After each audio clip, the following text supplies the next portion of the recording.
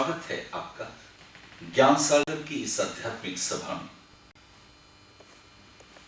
सभा शब्द बहुत प्रीतिकर है। सभा का अर्थ है सभ्यता है हम में। हम अच्छे श्रोता हैं। श्रोता शब्द श्रवणता से आता है। यदि श्रवणता दिव्य हो तभी कोई अच्छा श्रोतागण होता है, और अच्छा श्रोतागण ही शिष्य हो सकता है। हमें ठीक से सुनना नहीं आता। हम सुनते भी हैं, विचार भी करते हैं, सुनते भी जाते हैं, यूं दाएं बाएं देखते भी चले जाते हैं। ये सुनना ना हुआ। सुनने का अर्थ है कान ही ना सुने, आंखें भी सुने, शरीर का रोम रोम सुने,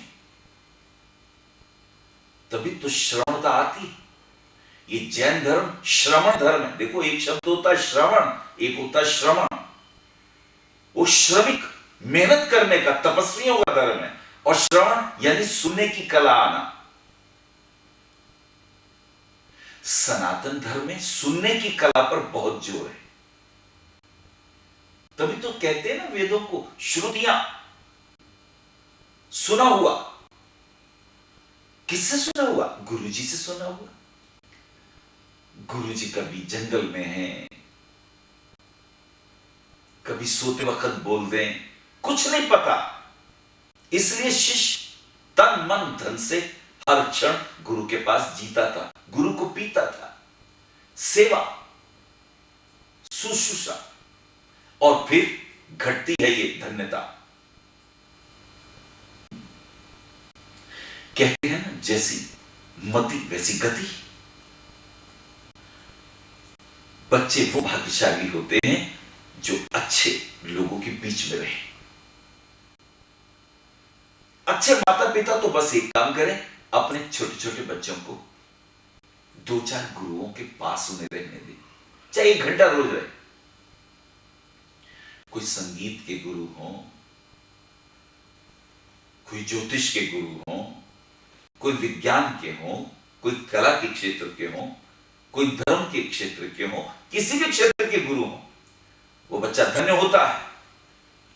वो दूसरे गुरुओं को सुनता है, उन्हें पीता है, उन्हें जीता है। और ये बच्चा जब जवान होता है, प्रौढ़ होने लगता है, तो उन गुरुओं की अभिव्यक्ति उसकी वाणी में आने लगती है। यदि तुम खुद कुछ ना कर पाओ तो इतना तो कर ही सकते हो ना। नहीं तो मूर्ता आती है, और मूर्ता इतनी गहरी है कि पूछो मत।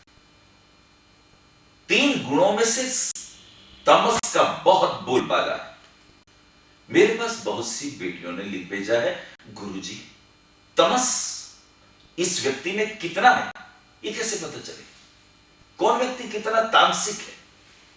अब कुछ लोग शराबी पीते रहते हैं, वो उठे तो शराब, दिन में काम करने लगे तो व्यसन, कोई गुटके ही खाते रहते हैं। कोई ना कोई आधार चाहिए। उनसे पूछो, वो कहते हैं गुरुजी सोचने के लिए कुछ तो चाहिए ना। कमाल कर दिया। इधर सोचना का संबंध ज्ञान और प्रज्ञा से है, और हम तमस बहुत अधिक पियोगे तो क्या होगा? सोचने की इंद्रियां शिथिल होने लगेंगी। शरीर के अंग उपांग परमात्मा का बना है ये सुंदर मंदिर तुम खंडित कर रहे हो। यूं तुम अपने घर में कितनी सफाई करो, अपने शरीर को नहलाओ धुलाओ, अच्छे अच्छे वस्त्र पहनो, फिर उसके अंदर कूड़ा करकट, अधिक खाना, यह भी तमस। और फिर चाहे मद्य सेवन हो, शराब हो, गुटखे हो, नशा हो, किसी भी रूप में हो, कम हो या ज्यादा, इसकी बात नहीं, ये व्यक्ति को सुलाता है। बड़ी मुश्किल से तो मिली है ये दुर्लभ काया। छोटे से टेस्ट के लिए इसको नष्ट करते हो। तुम्हें पता है, गले में बस 2 इंच की जगह, उससे भी कम, जहां टेस्ट निर्मित होता है, बस उसके लिए अपने शरीर में कितना जहर भर लेते हो। और फिर वो सूत्र याद दिला दो, जैसा खाइए अन्न वैसा हो मन, और जैसा पिए पानी वैसी हो वाणी। खान पीन के प्रति हमें जागृत होना ही चाहिए, नहीं तो ये सुंदर काया ही न रही तो कहां के तीर्थ, कहां की भक्ति, कहां की दीक्षा, कहां का ज्ञान, कहां का अध्ययन और मनन, किस काम का। तुम जो पियो वो तुम बांट ही ना सको, तुम जो चखो वो किसी को चखा ही ना सको। निरोगी काया पहला धन है, सब धर्म बाद में, पहला धर्म शरीर रक्षणम खलु धर्म साधनम। धर्म की तो साधना तभी हो सकती है यदि शरीर निरोगी हो। आगे इतने रोग और बीमारियां हैं, ऊपर से ये शराब का व्यसन और भी दुखदाई। चलिए आज ज्योतिष में इसी योग की चर्चा करते हैं। मेरे पास बहुत सी बेटियों ने, बहनों ने, माताओं ने लिख भेजा है कि बच्चे बड़ी शराब पीते। गुरुजी वो योग कैसे देखा जाता है?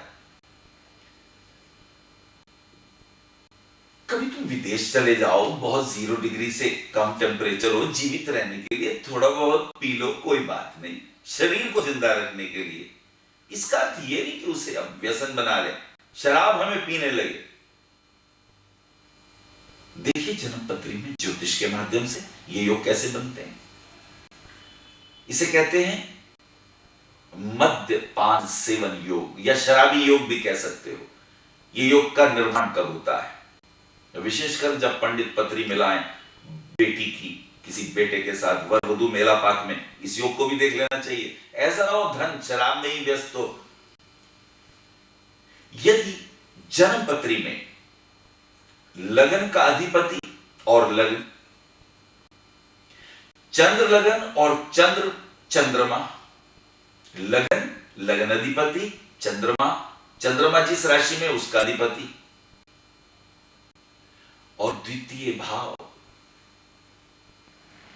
और उनके अधिपति, तीन ही तो हैं। लगन लग्नेश, चंद्रमा चंद्र जिस राशि में उनके अधिपति, और द्वितीय भाव। यदि ये राहु और शनि के द्वारा देखे जाते हो तीनों अंग, तो व्यक्ति कोई ना कोई व्यसन में, चाहे शराब हो, चाहे और कोई नशा, चाहे सिगरेट पीता हो, हुक्का पीता हो, बीड़ी इत्यादि लेता हो, कोई भी नशे का जरिया हो, व्यक्ति व्यसनी हो जाता है। उसकी सारी कमाई व्यसन है। और ऐसे व्यक्तियों को फिर भगवान न करे, किसी की किडनी खराब, किसी का लीवर खराब, किसी के लंग्स, फेफड़ों में इंफेक्शन। ध्यान रखना, सिगरेट इत्यादि ज्यादा पीने से फेफड़ों में जो छोटे छोटे कोष्ठ ऑक्सीजन को जो सकअप करते हैं, बंद हो जाते हैं, उसका कोई इलाज नहीं। ये प्रभु न करे, व्यसन हो तो उसे दूर करो, इससे मुक्ति पाओ। देखिए लगन निजता का प्रतीक है, आपका प्रतीक है, आपके चरित्र का, आपकी सोच का, आपके वैभव का, आपके जीने की शालीनता का प्रतीक है। उसका अधिपति इन गुणों को वहन करता है। ऐसे ही द्वितीय भाव मुख का है, द्वितीय भाव खाने पीने का है, तुम कैसा खाओगे, कैसा पियोगे। और द्वितीय भाव के अधिपति, यदि इन पर भी राहु और शनि का प्रभाव हो जाए। और चंद्रमा बड़ी प्रीतिकर बात है। उत्तर कालामृत में कालिदास का कथन सुनने योग्य है। वो कहते हैं चंद्रमा से यात्राओं को देखो, भोजन को देखो, व्यक्ति के चरित्र को देखो, व्यक्ति के सोचने के ढंग को देखो, मन की गतियों को देखो। ये सब रहने के ढंग, साज सज्जा, ये सब चंद्रमा से। यदि किसी की पत्री में लगन का अधिपति चंद्रमा और उसके अधिपति जिस भी भाव में चंद्रमा हो, यानी लगन, चंद्र लगन और द्वितीय भाव, इन पे राहु और शनि क्या है? तमस। अब इनसे ज्यादा तामसिक ग्रह और कौन होगा? यदि शनि की दृष्टि पड़ जाए इन तीनों अंगों पर, ये तीनों ग्रह, तीनों अधिपति एक स्थान में पत्री में कहीं भी हो, और यदि 6, 8 में 12 हो, तो और भी भयंकर स्थिति। राहु भी देख ले यदि शनि के साथ साथ, ये तो ऐसा समझे जैसे करेला और नीमचड़ा। ऐसे व्यक्ति को तो बस निद्रा इतनी गहरी है, इतना मोह गहरा है, उसके घर गृहस्थी चौपट, उसकी पत्नी को तो बस सिवाय दुख के और कुछ भी नहीं। यूं तो तुमने कितना ही कमाया हो, पर वो सब धन गया शराब में, वो सब धन गया बीमारियों में, डॉक्टरों में। मैंने बड़े सुंदर सुंदर घरों के, प्यारे प्यारे घरों में और सुंदर सुंदर बच्चे अल्पायु में जाते देखे। भगवान ना करे ऐसा योग हो तो तुम्हें जागना चाहिए।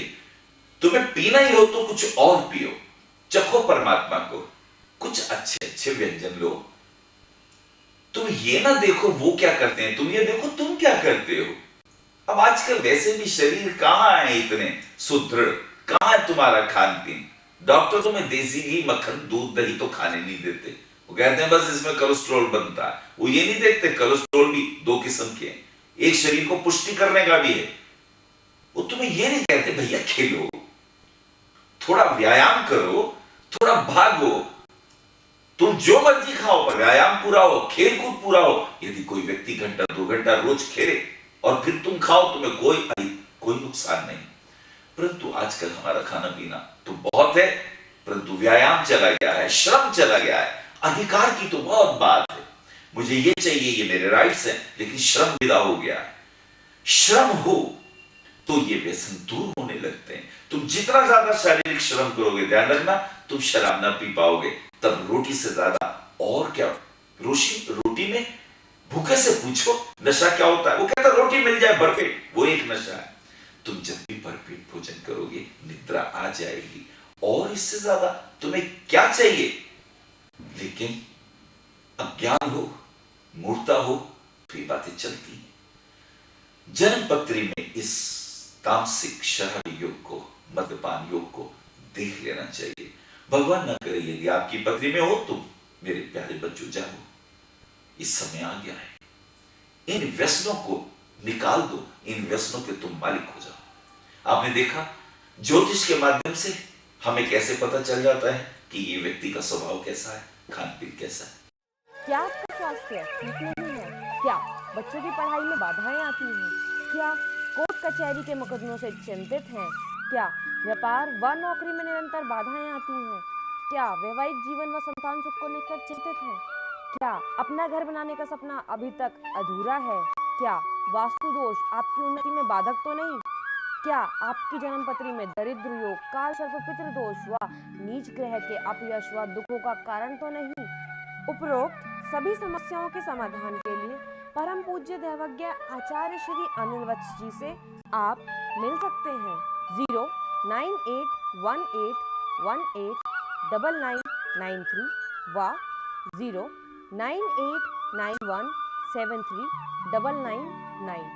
विशेष जानकारी के लिए संपर्क करें भविष्य कथन BE 279 गली नंबर 6 हरिनगर न्यू दिल्ली। और फोन नंबर है 01125406377 01125146377।